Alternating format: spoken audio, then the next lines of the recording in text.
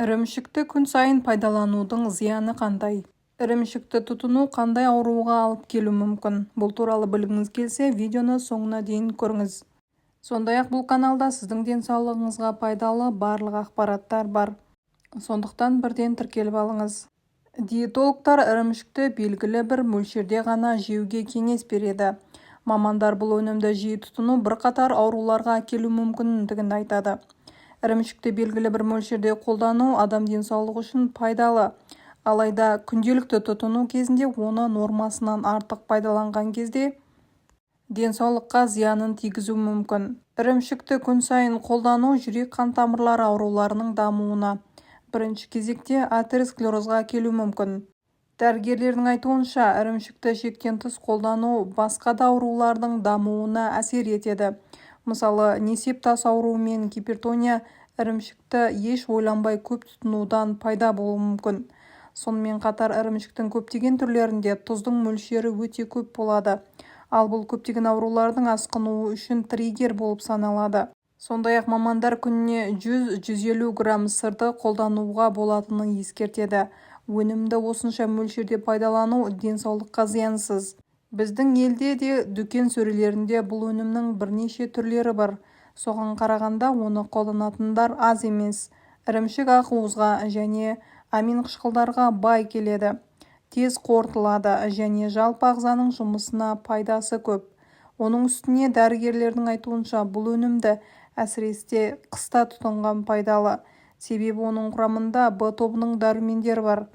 Түн ұзара түскен қыс айларында, яғни күн жарығы азайған шақта, бұл қаңтар және ақпан айларында В12 дәрумені ұйқы ритмін қалыпқа келтіреді.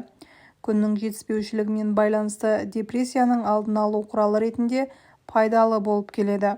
Ерітілген ірімшік жеуге ыңғайлы әрі дәмді, алайда бұл өнімде көптеген зиянды компоненттер бар және қарапайым ірімшікке қарағанда пайдасы жоқ. Мамандардың айтуынша, кәдімгі ірімшік сүттен, ал ерітілген табиғи ірімшіктен дайындалады.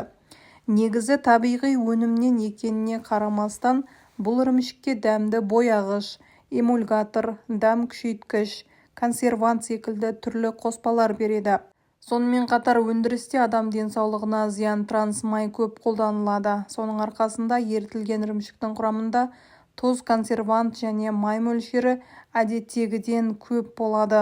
Ерітілген ірімшікті шамадан тыс тұтыну семіздік, холестерин деңгейінің жоғарылауы, сондай-ақ қант диабеті және жүрек-қан тамырлары ауруларының даму қаупін арттырады. Ал кейбір ірімшіктің бұл түрі аллергиялық әсер тудыруы мүмкін. Сондай-ақ мамандар ерітілген ірімшікті табиғи баламаға нұсқа ретінде қарамауға кеңес береді.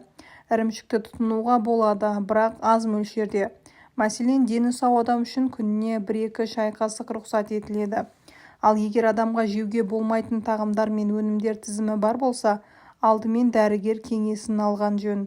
Ерітілген ірімшіктер сүт өнімдерінің бірі болғандықтан, оның құрамында амин қышқылдары, дәрумендер, кальций мен ақуыздар кездеседі. Өндірген кезде ірімшікке құрғақ сүт, май, кілегей қосады.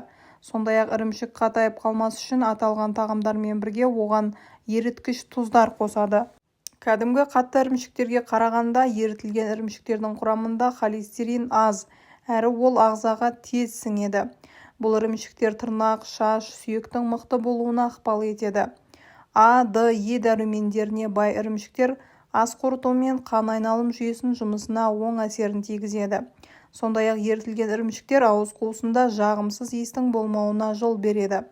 Қатты ірімшіктерге қарағанда ерітілген ірімшіктер көп уақытқа дейін дәмін жоғалтып бұзылмайды.